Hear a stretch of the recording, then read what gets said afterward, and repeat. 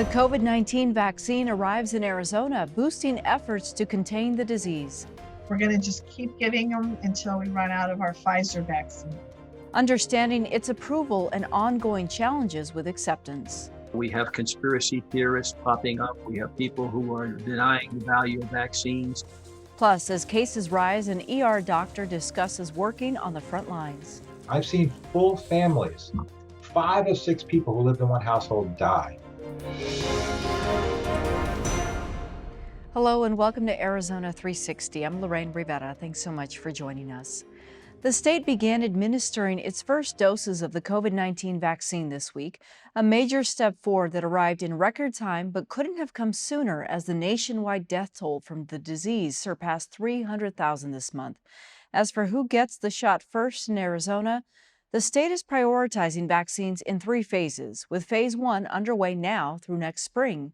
The very first group, known as 1A, includes healthcare workers at high risk of exposure and long-term care facility staff and residents. Arizona's initial doses went into Maricopa and Pima counties. Tucson's Banner University Medicine is one of 2 sites in Pima County to administer shots. To be one of the very first ones in Pima County to receive this vaccine is an honor. I actually brought my daughter with me today because I just wanted her to be here because there's lots of reasons I want to get this vaccine to help our community, but she's my reason why. I told my boss that I truly believed in this, and the more people we can start getting to vaccinate, the faster we can get through this. Meanwhile, at the second site, Tucson Medical Center expects it will give several hundred doses each day. Hospital CEO Judy Rich explained more about the distribution process. Judy, this week you were able to offer the vaccine to the first employee. Tell us a bit. How did that go? Well, it's not often that we celebrate here at TMC these days, except when we send people home and they're better. But it was truly a celebration to take the first vial of Pfizer vaccine and get doses into the arms of 6 of our employees. They felt honored. We had a couple of nurses, a couple of our housekeepers, one of our cardiac surgeons, a respiratory therapist, people who are right there in the middle of it on the front line, getting this little teeny tiny dose of hope in their arms. It was truly wonderful. What's the plan for over the next few weeks here? So we have close to 6,000 doses. We have a drive-through in what's called Lot 29, the far northwest corner of our 120-acre campus. So those people have pre-registered already. They don't even have to get out of their car. And then in our Marshall Auditorium, we're going to be doing primarily our own employees. So they'll just walk over from their work area and get their vaccine and go back to work or come in on their day off. So we think between those 2 areas, we're going to be doing, as I said, 700 to 800 doses a day. We're going to just keep giving them until we run out of our Pfizer vaccine. You're a nurse yourself, and you know that not everyone is comfortable with a vaccine. I imagine you have some employees who are concerned. What is your message to them? Well, that's been one of the really wonderful pieces of this recently is that 3 weeks ago, we did a survey and we asked all of our employees, when the vaccine comes, how many of you will take it? We probably had about 65% who said that they would, and maybe another 20% who said, I'm on the fence. The fence people are now, sign me up, I want the vaccine. So the wonderful momentum that's coming out of the rest of the country, the FDA, the confidence that we're having in the clinical trials has really boosted everyone's opinion that this is something safe and I want to be a part of it. And finally, I know last week TMC employees penned a letter to the public asking for support because these are precarious times. What is your message here as we head into the holiday season? That people are contracting the virus mostly from family and friends where they let their guard down. They are inside, they are in a restaurant, they take their mask off. If you wear a mask, you're safe. It's really an airborne disease that we need to be vigilant about. We can stop it, and we're right here on the edge of a vaccine. So what a terrible time to contract the virus now when the help and the hope is just right here in front of us. In this initial phase, TMC and Banner Health are coordinating with Pima County. The leader of these efforts, County Health Director Teresa Cullen, tested positive for COVID-19 this week. A statement from the county said it was part of a larger outbreak at the health department. The day Cullen's diagnosis became public, we asked Pima County Chief Medical Officer Dr. Francisco Garcia about whether that would set back the county's efforts to roll out the vaccine. We have a group of highly qualified, very smart individuals, over 200, almost 300 individuals who are part of this response. They are very motivated, very talented, and they are getting direction from Dr. Cullen, as well as from Mr. Huckleberry. And so I have no doubt that we will not miss a step. We will not skip a beat here. We are poised to do kind of our vaccine rollout, and there is no change in terms of the time frame or the timeline. As I understand it, 11,000 vaccines in this first batch to go here probably by the end of the year. Is that right? Well, the number changes. So I can tell you that we have about 9,000 doses that have been received at this point by Banner and by TMC. We have been promised another very substantial number of doses. I don't want to count the chickens until actually that vaccine truck is here and unloading those assets. Dr. Garcia, you and I have been talking about this for about 9 months now. How hopeful are you that we are, as a county, headed in the right direction to get a hold of this virus? Lorraine, we needed a shot in the arm, and the vaccines, both literally and figuratively, are what we need. As I look at our epidemiologic curve, as I look at the number of cases that this community is experiencing on a weekly basis, I keep thinking that we can't possibly have more cases than we did last week, and yet we have.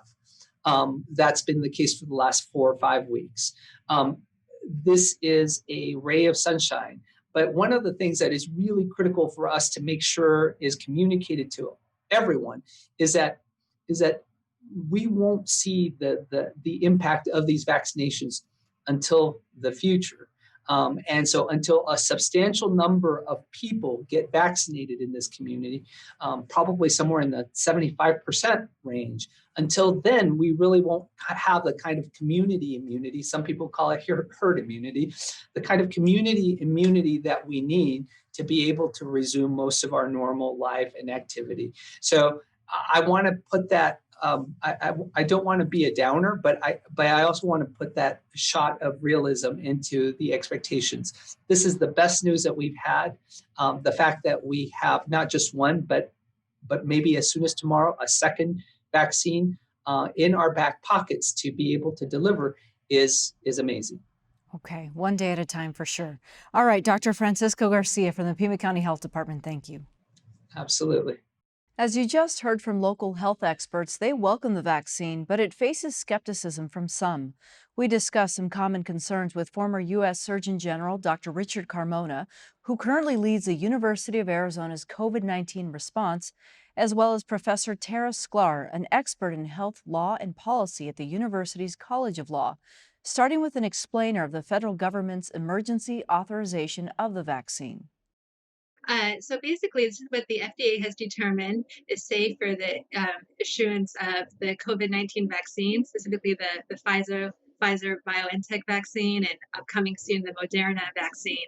And really what they've determined is that the potential benefits are likely to outweigh any potential risks, and there's no alternatives.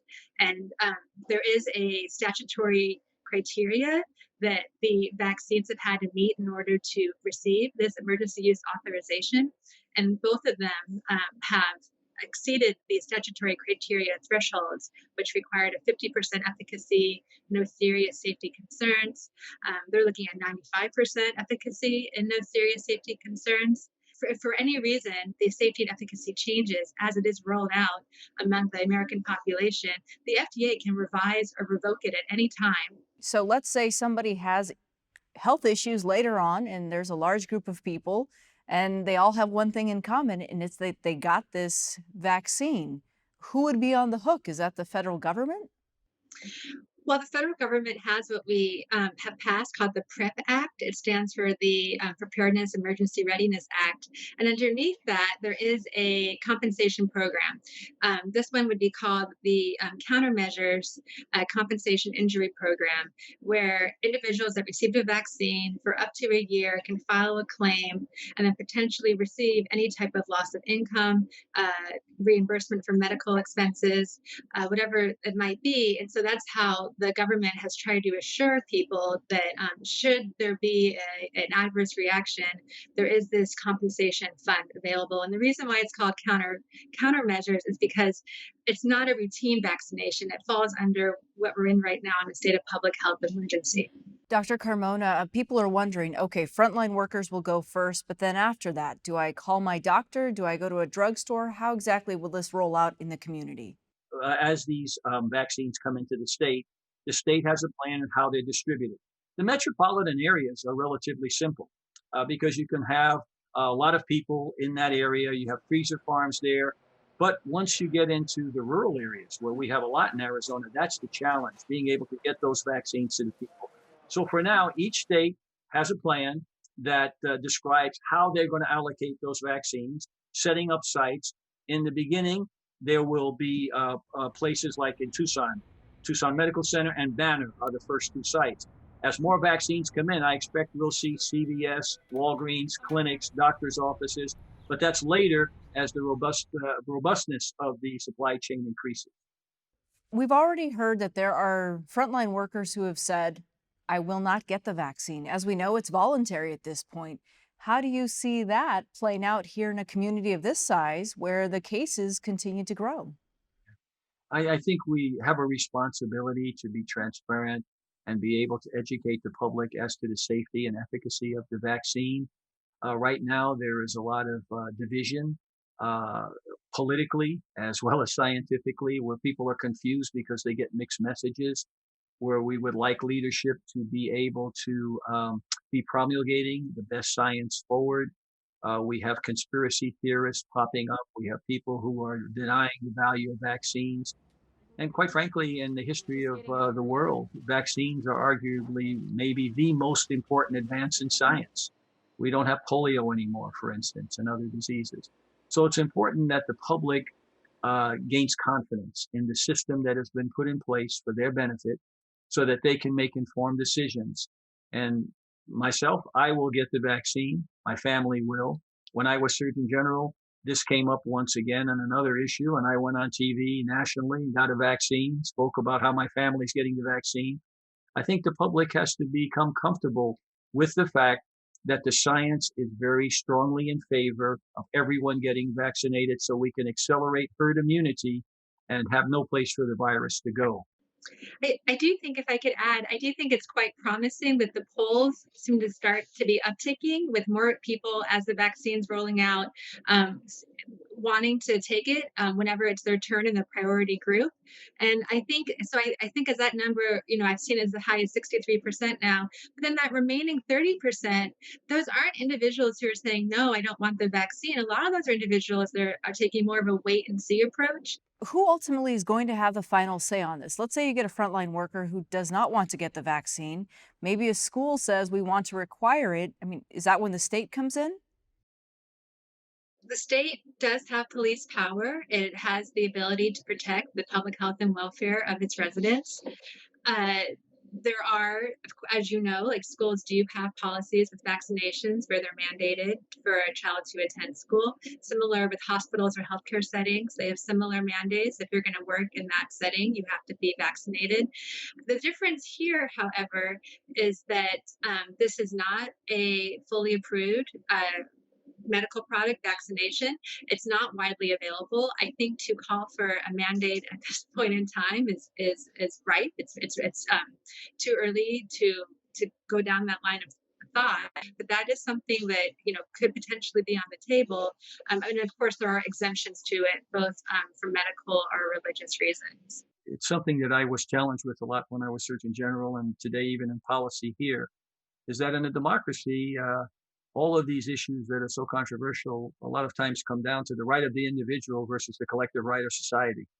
And the issue, well, I don't want the vaccine, but you're not taking the vaccine contributes to the virus being out there longer, and if thousands of people don't do it, we don't achieve herd immunity. And I think, as beautiful as our democracy is, sometimes it becomes a challenge when we're trying to accommodate for the rights of an individual and the collective rights of society. And I think that's where we are now with this vaccine. We heard Governor Ducey say that teachers in Arizona would be among the first, but frontline workers.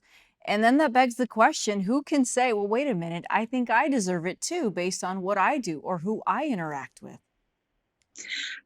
Right. I think that is happening in Arizona. I think that's a reality of what's happening across the country. It is, just to take a little step back, it is interesting to see how the vaccines were initially allocated.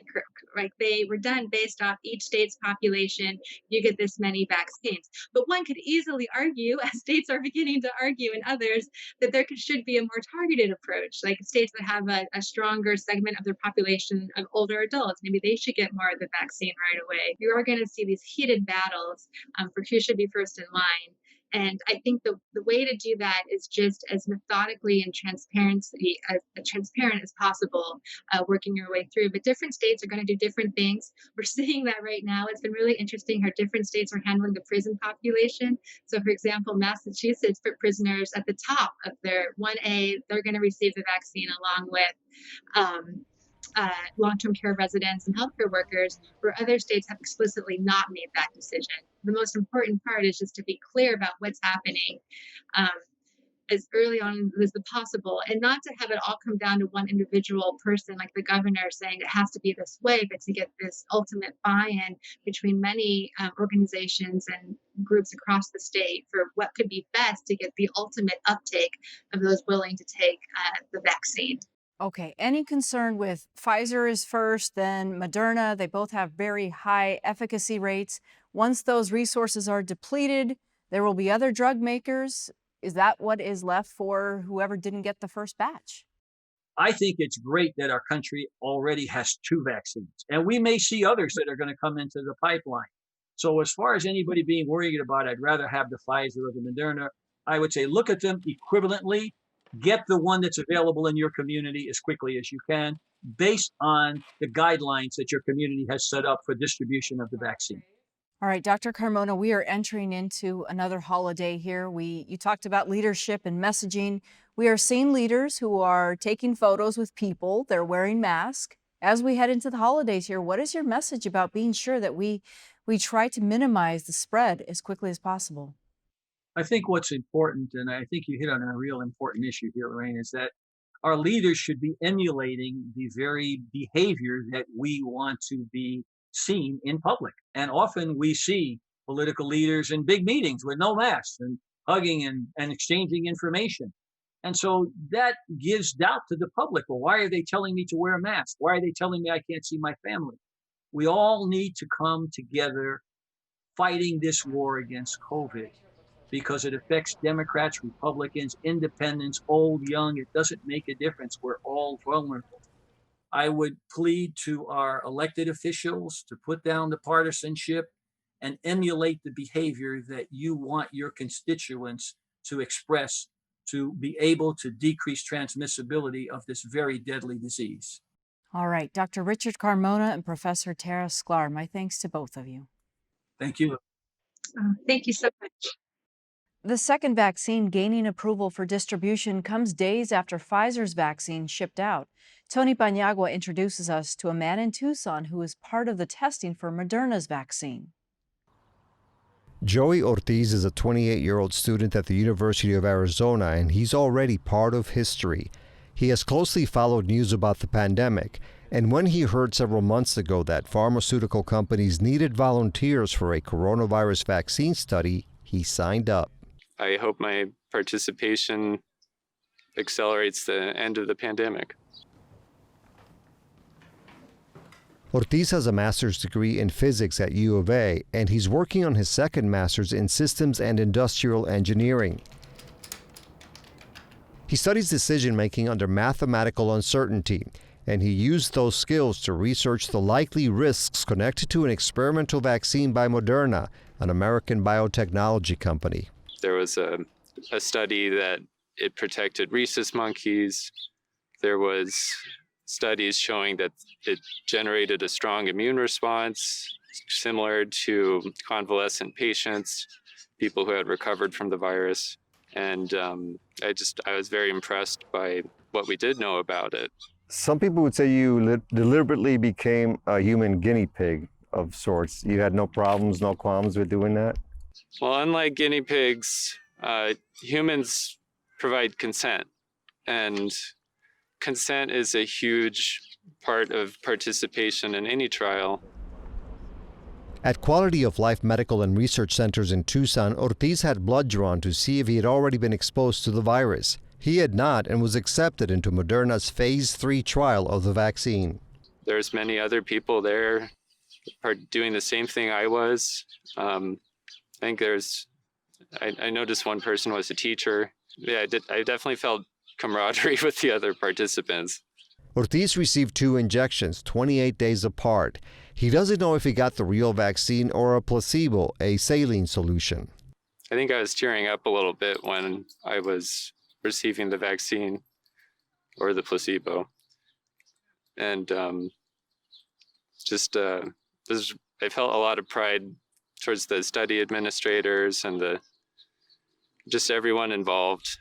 I was hoping to get the vaccine, and I was a little disappointed to not have side effects. Okay. But I'm still happy to participate and help the science determine if the vaccine is safe and effective. Moderna's phase 3 study involved 30,000 volunteers, 18 years old and up, across the United States. From the total number, 7,000 were over age 65. 5,000 were younger than 65 but had high-risk chronic diseases like diabetes or severe obesity. And more than 6,000 were Hispanic or Latino, like Ortiz. I'm young, so my risk of serious infection is pretty low. But I have parents that it's not the same for. I have friends whose parents have been hospitalized. You said you have a father who is high risk. Can you tell us about that? Yeah, my dad's a 70-year-old male, like many people's dads, and I would like to see him after the pandemic's over quite often. And I think, we all have loved ones that are at high risk. I did it because it felt like a smart decision, something that was probably going to work in my mind. Would you consider it more scientific than emotional, or a combination of both aspects? It was a combination. Scientifically, I was pretty certain that I was making the right decision. Even if it was more uncertain, I would have made the same decision just on the basis of helping end this disruption in our lives.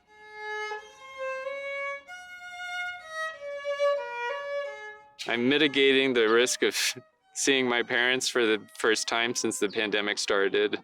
I'm quarantining, getting a test, and hoping I don't infect them when I see them. And I think I have a good handle on how to do that safely. By Arizona's own estimation, the vaccine won't be available for the general public until next summer. As you've heard, in the short term, the goal is to protect workers on the front lines, tasked with caring for those who have the disease. We learn more about the challenges of that job from emergency medicine doctor Frank Lavecchio, who cares for COVID-19 patients in Phoenix at Valley Wise Medical. People ask me that all the time, how is it? And I say, well, what aspect do you want to know? Do you want to know the emotional aspect? I can tell you stories where, unfortunately, family members have to say goodbye to their loved ones with an iPhone. If you stay in the room, it's very emotional to have somebody, somebody's mother, grandparent, say goodbye to their loved ones and know that they're not going to talk to them, for a while. And unfortunately, in the first wave, it was forever sometimes. I know as a physician, you're accustomed to that life and death scenario, but in this case, you're handing over your phone to make what is likely that last phone call. What is that like for you? It is very hard on us emotionally. There's not much we can do for these patients. There's some patients that come in, you can treat them quickly, they're going to get better. COVID patients, you just don't know. But the glimmer of hope right now is the vaccine. Personally, I'm scheduled for this Thursday, in a couple days. So I'm very, very excited about that. I feel like I will have a better mental state when I walk into a room. And who is that demographic that you've been dealing with? So I see people mainly that have no place else to go, in the inner city, who are really getting hit hard. I've seen full families, 5 of 6 people who lived in one household die. It's just tragic. I think, I was going to see like one of the family members.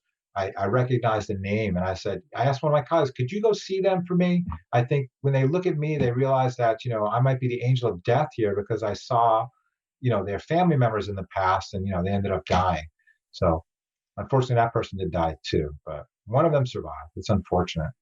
People like you can't afford to get sick, doctors and nurses and everyone who supports that staff. So what is your message for people here as, we make that decision to stay home and stay safe? I know that if you stay away from people and you isolate, you're not going to get it. That becomes impractical, right? Then you can't work. If you don't work, don't have a job, don't have money, that's going to have negative impacts on your health. Also, if you don't socialize, that's going to have negative impacts on your health. I think the best approach maybe is to, try to isolate with your bubble. Okay. Try to work from home if you could work from home. If you do go out, always mask up, always wash up, always be cautious. I know it's difficult for us in the hospital. I'd like to say that we're almost full. We're full. All the hospitals I work in or call or they're full. And it's a matter of a major game of somebody getting out of the ICU, somebody in the ER maybe moving up there, and then somebody else moving around. And we're using everything we can where we take any place that there could be a bed, we're making it into a bed. We're really, really bending. We're really bursting at the seams. It is difficult for us. You can think about us. You can say, hey, I want to protect healthcare providers. It's not a bad idea, but I don't want to guilt anyone into it. Dr. Frank Lavecchio, an emergency room physician, thank you. Thank you. And that's all for now. Thanks for joining us. To get in touch, visit us on social media or send an email to arizona360@azpm.org and let us know what you think. We're taking a break and we will see you again on January 8th. Until then, we hope your holidays are merry and safe.